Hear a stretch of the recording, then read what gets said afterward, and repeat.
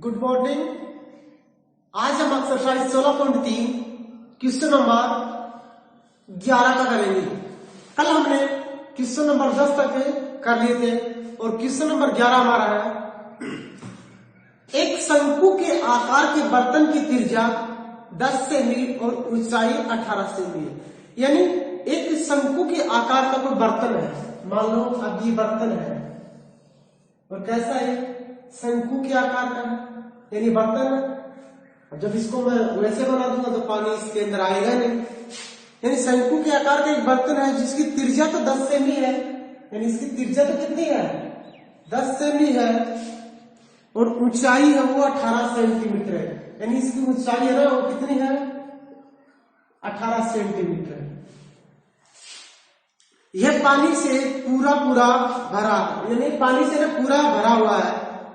इसे 5 सेमी त्रिज्या के बेलनाकार बर्तन में उंडेला जाता है।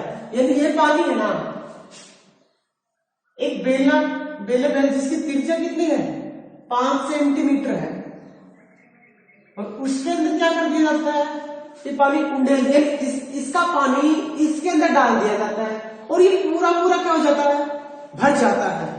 तो बेलनाकार बर्तन में पानी के तल की ऊंचाई यानी h का मान ज्ञात करना, इसके तल से ऊंचाई ज्ञात करनी है। यानी हमें एक बेलनाकार बर्तन दिया गया है जिसकी त्रिज्या दे दी, h का मान दे दिया और इसे किसमें डाला जाता है, एक बेलनाकार बर्तन है दूसरा, उसके अंदर इसका पानी डाल दिया जाता है तो ये पानी से पूरा भर जाता है और इसकी त्रिज्या तो 5 सेंटीमीटर है, परंतु इसका h का मान हमें नहीं दिया और हमें h का मान निकालना है। तो बेटा एक बात ध्यान में रखना, क्योंकि दोनों के बराबर पानी आ रहा है, जो इसमें पानी है वो पूरा इसमें आएगा।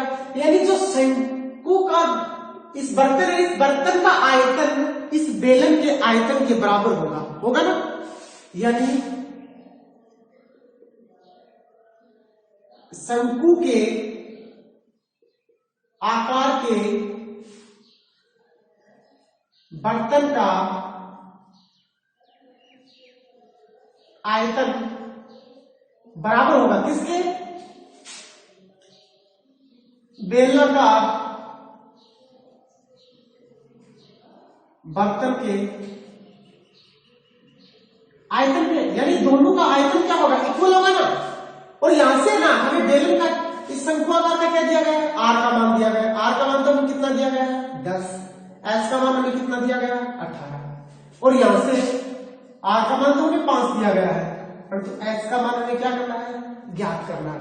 अब बेटा शंकु के आकार के बर्तन का आयतन है ना वो किसके बराबर है, वो बेलनाकार बर्तन के आयतन के बराबर, क्योंकि दोनों का पानी क्या है, समान। और पानी यानी जब इसके अंदर की बात कर रही है, इसके आयतन के बारे में चर्चा हो रही है, तो शंकु का आयतन क्या होता है, शंकु का आयतन बेटा इसको तो आप स्मॉल r मान लेना और इसको कैपिटल R मान लेना, ठीक है ना। इसको कैपिटल R मान लेना, इसे स्मॉल h मान लेना और इसे कैपिटल H मान लेना।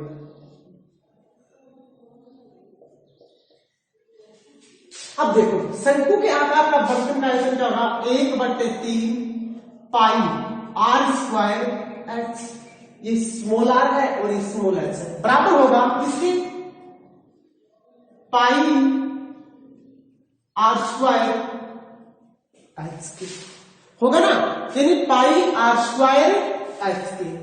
अब देखो यहां से हमें इस h का मान निकालना है, इसका तो हमें दिया गया है, इसका भी दिया गया है। पहली बात तो आप पाई से पाई को काट दो, क्योंकि ये पाई इस साइड में आएगी तो बट्टे में आएगी और ऊपर भी पाई है नीचे भी पाई, और पाई से पाई क्या हो जाएगा, कैंसिल हो जाएगा।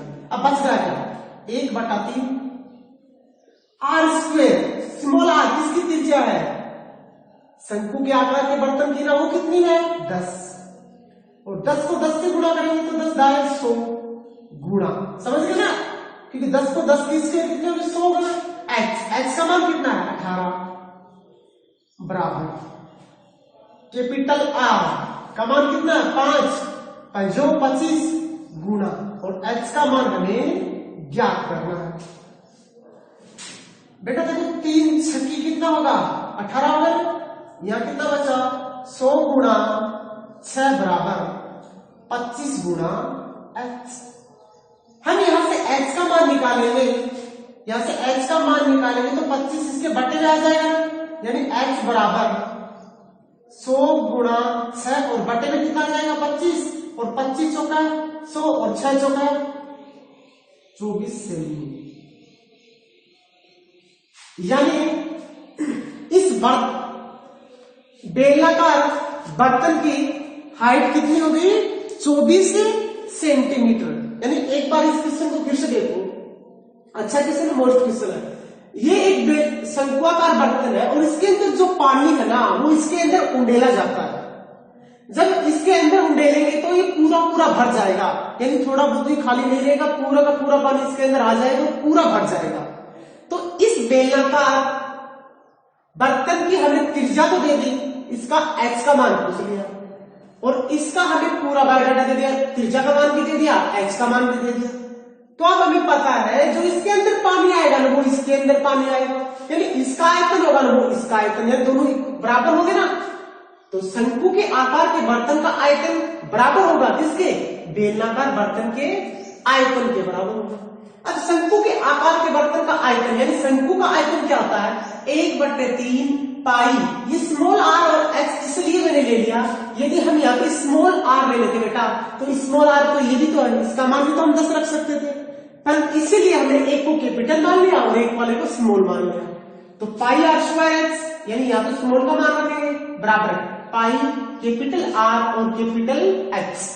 पाई से पाई तो कैंसिल हो गया, 1/3 आर स्क्वायर। अब स्मॉल आर का मान है 10 और 10 को 10 से गुणा करेंगे तो 100 गुणा h का मान कितना है 18, तो 18 रख दिया बराबर। यहां से देखो कैपिटल आर, और कैपिटल आर का मान हमारे पास है 5, और 5 की स्क्वायर कितनी होगी 25 गुणा, और कैपिटल h का मान हमें ज्ञात करना है। तो बेटा देखो ये 3 6 18 6 से कट गया ना, तो यहां बचा 100 गुणा में 6 बराबर 25 गुणा में कैपिटल H, और हमें कैपिटल H का मान ज्ञात करना है तो 25 को इस साइड में भेज देंगे, और 25 इस साइड के अंदर आएगा तो भाग में आ जाएगा। तो 25 होगा 100 और 6 होगा 24 सेमी। यानी जो बेलनाकार बर्तन है ना उसकी हाइट कितनी है 24 सेंटीमीटर।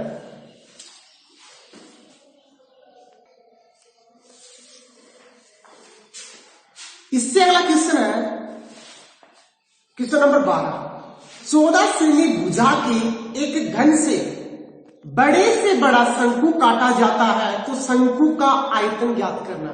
बेटा हमारे पास एक घन है जिसकी भुजा कितनी दी है 14 सेंटीमीटर दी है। तो देखो आपको मैं घन बना के दिखा रहा हूं। सबसे पहले तो आपको घन बनाना पड़ेगा, यानी ये भी 14 सेंटीमीटर है, ये भी 14 सेंटीमीटर है, ये भी 14 सेंटीमीटर और ये भी 14 सेंटीमीटर है।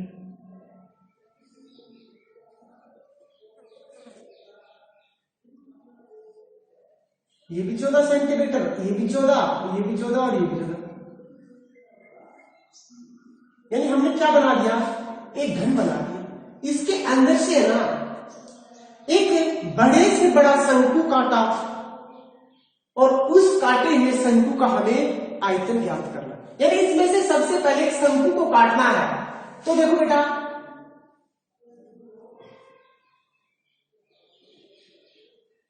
ये घन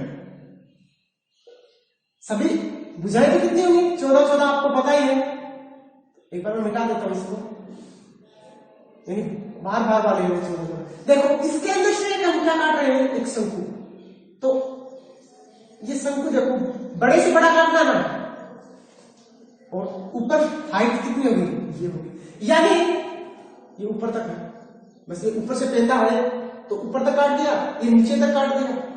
यानी कहने का मतलब है कि जो शंकु के आधार का व्यास होगा ना, क्योंकि शंकु का आधार है, जैसे कि ये मानो शंकु का निचला पेंदा है, शंकु का नहीं सॉरी घन का ही निचला पेंदा है 14 14, और हम निचले पेंदे से इसी प्रकार तो काटेंगे। ये मान लो बड़े से बड़ा ये कट गया, तो यहां से लेकर यहां तक देखो कितना होगा, ये 14 तो ये भी कितना होगा 14। तो हम क्या कह सकते हैं कि शंकु का व्यास कितना होगा? 14 सेंटीमीटर। यानी शंकु का व्यास कितना होगा? 14 सेंटीमीटर। शंकु का व्यास बराबर 14 सेंटीमीटर। यहां से शंकु की त्रिज्या निकाल सकते हैं। हमें पता है कि 2r बराबर 14 है और r का मान हम ज्ञात करेंगे तो 14/2 यानी कितना आया? 7 सेंटीमीटर। यहां से हमने r का मान निकाल लिया। ये तो नीचे आधार की बात होगी। अब हाइट की बात है, क्योंकि ये हाईएस्ट कितना ऊंचा है? घन हमारा 14 सेंटीमीटर। तो इसकी हाइट जाएगी तो वो भी कितनी होगी? शंकु की 14 होगी ना।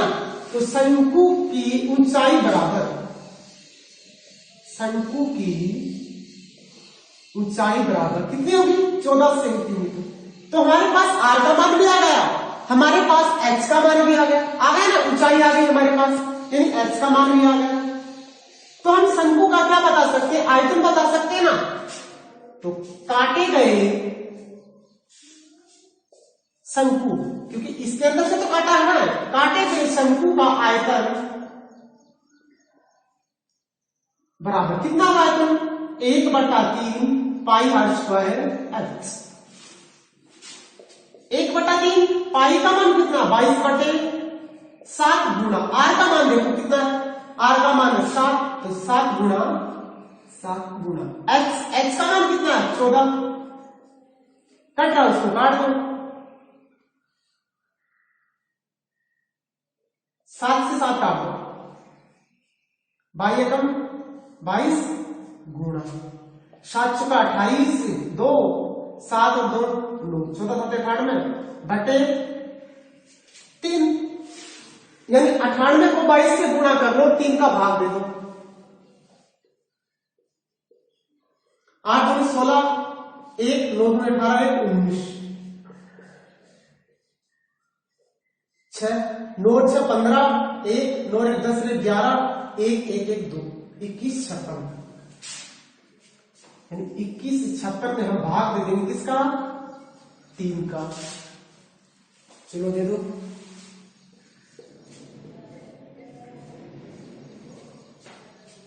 3 7 21, 0 बचा, यहां से 5 उतारा, 3 एकम 3, कितना बचा? 5 में से 3 जाएगा तो 2, 3 8 24 ना, कितना बचा? 2.0, 3 से की 18 और 3 से की 18, यानी 718.66,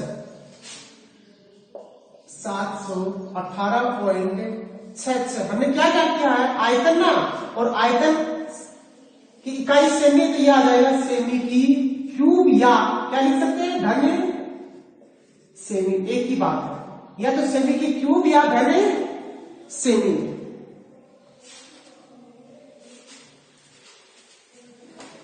इससे अगला क्वेश्चन है,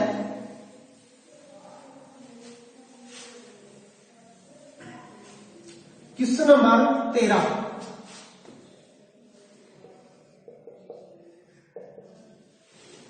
क्वेश्चन नंबर 13 क्या है कि शंकु के आधार की त्रिज्या और ऊंचाई 7 और 24 है। यानी एक शंकु है जिसकी त्रिज्या तो कितनी है? r बराबर तो कितना दे दिया? 7, और ऊंचाई बराबर कितनी दे दी? यहां पे 24 दे दी, यानी सेंटीमीटर में तो है दोनों। इसके आगे दे दी शंकु की तिरछी ऊंचाई ज्ञात करनी है, यानी सबसे पहले हमें शंकु की तिरछी ऊंचाई ज्ञात करनी है। तिरछी ऊंचाई क्या होती है? L होती है, और L का मान ज्ञात करने के लिए क्या करते हैं? r स्क्वायर प्लस का h का स्क्वायर, r का स्क्वायर। r कितना? 7, और 7 की स्क्वायर कितने बेटा? 7 7 49 प्लस h का मान कितना है? 24, और 24 को 24 से गुणा करेंगे तो 576। अब 576 को 49 से जोड़ दो, 9 और 6 15, हसल की 1, 7 4 11, 12, 5 1 625, और 625 का रूट कितना था? 25 का, यानी 25 625 मानक, 625 का रूट 25 सेमी, यानी हमारे पास तिर्यक ऊंचाई यानी एल का मान आ गया कितना 25 सेंटीमीटर। इससे आगे पूछ रहा है वक्र पृष्ठ का क्षेत्रफल, और शंकु का वक्र पृष्ठ क्या होता है, शंकु का वक्र पृष्ठ, और शंकु का वक्र पृष्ठ होता है पाई आर एल। पाई का मान तो कितना है 22/7, आर का मान कितना है 7 गुना एल, एल का मान अभी निकाला कितना है 25 है, 25 रख दो, काट दिया 7 से 25 को 22 से गुणा कर दो, देखो 25 दूनी 50, हासिल की 5, 25 दूनी 50 से 5 से 55, और ये हमारे पास क्या है क्षेत्रफल है ना, तो सेमी स्क्वायर। इससे आगे है दिया गया शंकु का संपूर्ण पृष्ठीय क्षेत्रफल निकालना है, शंकु का संपूर्ण पृष्ठीय क्षेत्रफल।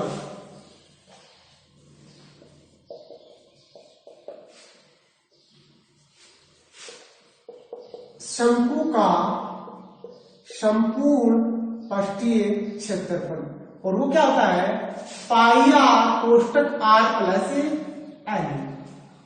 पाई का मान तो कितना होता है 22/7 गुणा, आर का मान कितना है 7, और 7 प्लस 24 ना, 24 नहीं 25, क्योंकि एल का मान रखना, एच का मान नहीं रखना है, एल का मान कितना है 25, 7 से 7 तो कैंसिल हो गया, ये 22 गुणा 25 और 7 कितना होगा 32 ना। अब देखो 32 दूनी 64, 64 को चौको असल की 6, 32 दूनी 64, 64 और 6 70, 704। हमने क्या निकाला है क्षेत्रफल ना, तो सेमी स्क्वायर। इससे आगे पूछ रहा है शंकु का आयतन भी बताइए, यानी सभी चीजें पूछ ली जो पहले 1 नंबर क्वेश्चन था वैसा ही क्वेश्चन है। शंकु का आयतन पूछ रहा है, और शंकु का आयतन क्या होता है बेटा 1/3 पाई आर स्क्वायर एच। यदि आपको फॉर्मूले पता तो आप क्वेश्चन निकाल सकते हैं, यदि आपको फॉर्मूला पता है तो क्वेश्चन कहां से निकालो। तो सबसे पहले आप इन सूत्र को याद करो अच्छे से। 1/3 पाई का मान तो कितना है 22/7 गुणा आर का मान कितना है 7, यानी 7 गुणा 7 और गुणा एच का मान कितना है 24, 7 से 7 तो कैंसिल, 3 8 में कितना होता है 24 ना, ये ऊपर बचा 22 है तो 22 गुणा 7 8 56 ना। अब 56 को 22 से गुणा करो, 6 दूनी 12, 1 5 दूनी 10, 1 11,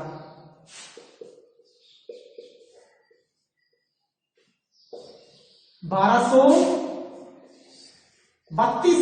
यहां हमने क्या ज्ञात किया है आयतन, और इकाई बहुत जरूरी है लिखना, घन सेमी या सेमी की क्यूब, यानी आयतन ज्ञात करने के लिए हम क्यूब करते हैं और क्षेत्रफल ज्ञात करने के लिए हम स्क्वायर करते हैं।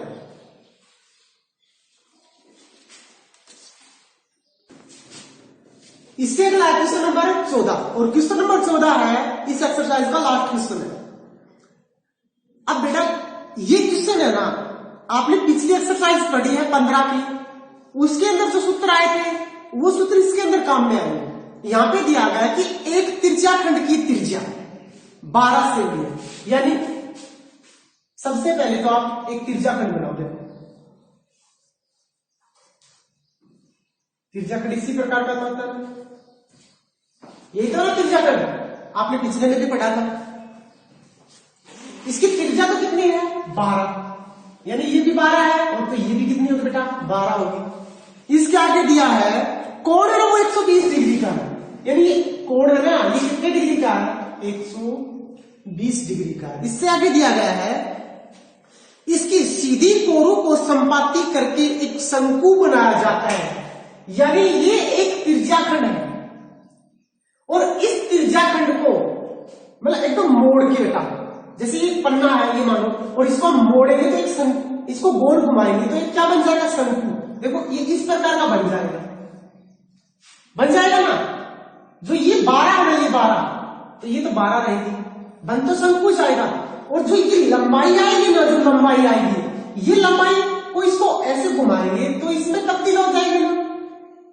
ये लंबाई जो त्रिज्याखंड की लंबाई है वो मोड़ने के ऊपर शंकु की क्या बन जाती है, परिधि बन जाती है ना, क्योंकि शंकु का आधार तो ये है और ये आधार की क्या हो गई, परिधि। फिर से इसको सीधा करेंगे तो ये ऐसा बन जाएगा। तो देखो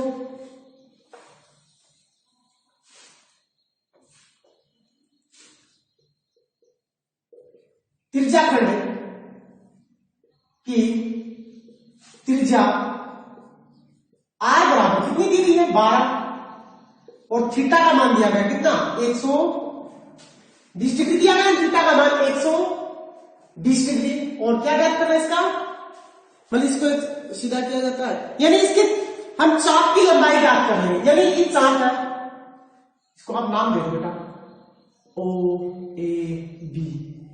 ये ओ ए बी चाप, ओ चाप तो यही है, इस चाप की लंबाई ज्ञात करनी है। ये तो क्या है, ओ ए बी, त्रिज्याखंड है, यानी चाप ए बी, चाप ए बी की लंबाई बराबर, और चाप की लंबाई का सूत्र क्या होता है बेटा, पिछली एक्सरसाइज में आपने पढ़ा था, 2 पाई आर थीटा बटे 360, या पाई आर थीटा बटे 180 भी लिख सकते हो आप। यानी पाई आर थीटा बटे 180 डिग्री। क्यों, क्योंकि ये होता है 2 पाई आर थीटा बटे 360, और 360 से हम इसको काट देंगे 180 से, तो बचेगा कितना, पाई आर थीटा ही बचेगा ना। तो ये पाई आर थीटा बराबर 180। अब यहाँ पे मान रख दो, पाई का मान हमें पता है कितना, 22 बटे 7 है, आर का मान कितना है, 12 है, थीटा का मान कितना है, 120 है, गुणा 180, कट रहा उसको काट दो, 0 से 0, और देखो और कट रहा है, 2 पाई आर थीटा पाई 120 थीटा, ठीक है। 6 दूनी 12 और 6 दिया 18, 3 चौका 12, यानी 4 दूनी 8, 22 बटे 7 गुणा 8। यानी इसको आप आगे सोल्व मत करो, इतना ही सोल्व करो, 22 बटे 7 गुणा 8। यदि 22 की जगह पाई भी रखते हो, ये मानो पाई का पाई छोड़ दो, क्योंकि जब हमें इसको मोड़ेंगे तो एक शंकु बनेगा, और शंकु कि वो क्या बन जाएगी, परिधि, और परिधि होती 2 पाई आर, और पाई से पाई क्या कर देंगे, कैंसिल कर देंगे। तो आप इसको 22 बटे की जगह कितना रख सकते हो, पाई का पाई रहने देना, ठीक है ना, पाई का पाई ही रहने दो, क्योंकि इसको तो हमें छेड़ना नहीं है। तो कितना आंसर आ जाएगा, 8 पाई, यानी 8 पाई। ये किसका आया, ये चाप की लंबाई आ गई। अब हम लिखेंगे, अब आएगा जो मेन चीज है वो आएगा, जब इस आकृति को या ओ ए बी आकृति को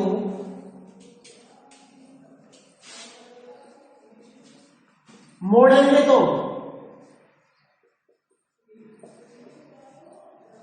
शंकु बन जाएगा, ना शंकु, और शंकु इस प्रकार का बन जाएगा। और ये ना, ये 2 पाई आर, ये परिधि और ये चाप की लंबाई। तो ओ ए बी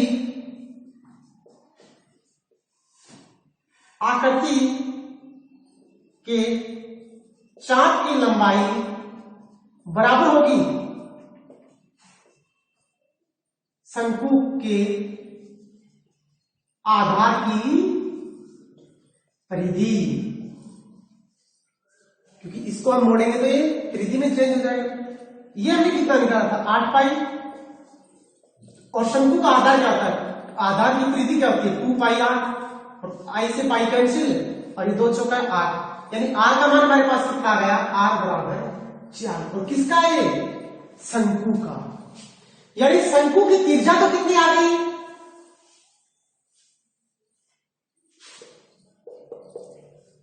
शंकु की त्रिज्या बराबर तो कितनी आ गई, 4 सेंटीमीटर आ गई। और यहां पर देखो जब हम शंकु को मोड़ देंगे तो जो त्रिज्याखंड की त्रिज्या है ना वो किसमें, एल में चेंज हो जाएगी, लंबाई में चेंज हो जाएगी ना। और त्रिज्याखंड की त्रिज्या बराबर शंकु की तिर्यक ऊंचाई में बदल जाएगी ना। और त्रिज्याखंड की त्रिज्या कितनी थी, 12 थी ना, और 12 बराबर शंकु की क्या होती है, लंबाई, और एल का मान दिया है। हमें क्या करना है, हमें क्या करना है, शंकु का आयतन बताइए। और शंकु का आयतन बेटा क्या होता है, 1/3 पाई आर स्क्वायर एच, यानी हमें एच का मान ज्ञात करना पड़ेगा ना, क्योंकि हमारे पास तो एल का है और आर का है, हमें मान किसका ज्ञात करना पड़ेगा, एच का।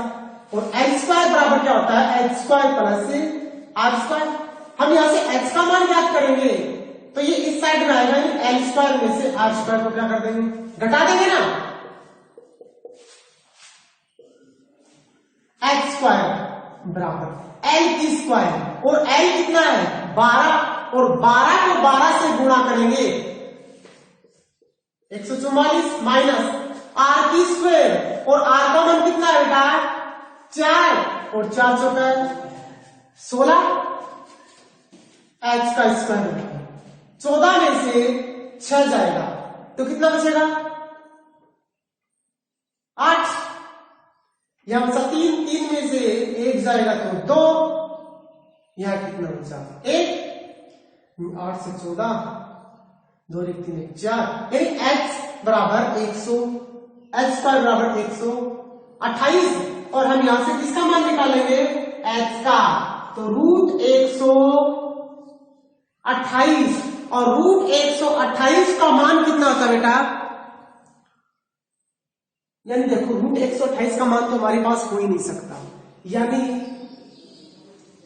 इसका मान आप निकालो वाले पॉइंट पे लगभग, क्योंकि 10 जाए तो कितने होते हैं 100, यानी 10 की √100 का मान तो कितना होता है, 100 का 10 होता है, 121 का कितना होता है 11 होता है, और ये 12 का 144 होता है ना।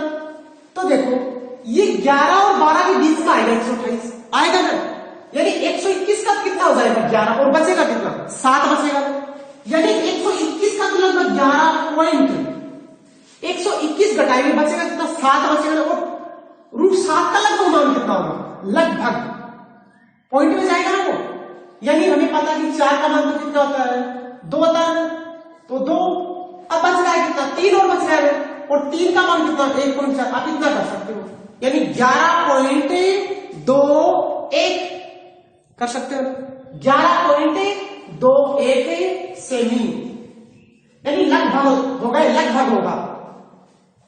यदि आप √128 के अंदर छोड़ दोगे और बाद में आप आयतन में रखोगे तो भी आपका सही होगा। देखो यहां तक अपने मान ज्ञात कर लेना। अब हमें शंकु का आयतन ज्ञात करना पड़ेगा, शंकु का आयतन, शंकु का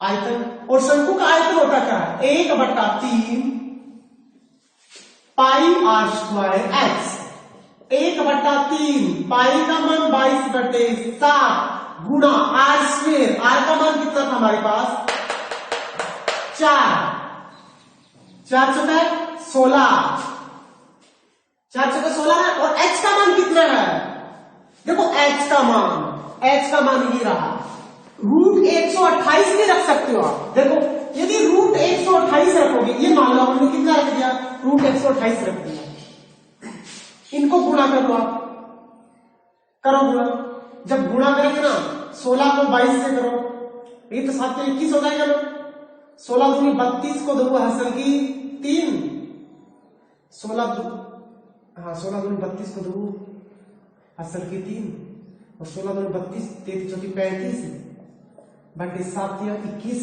गुणा रूट 128।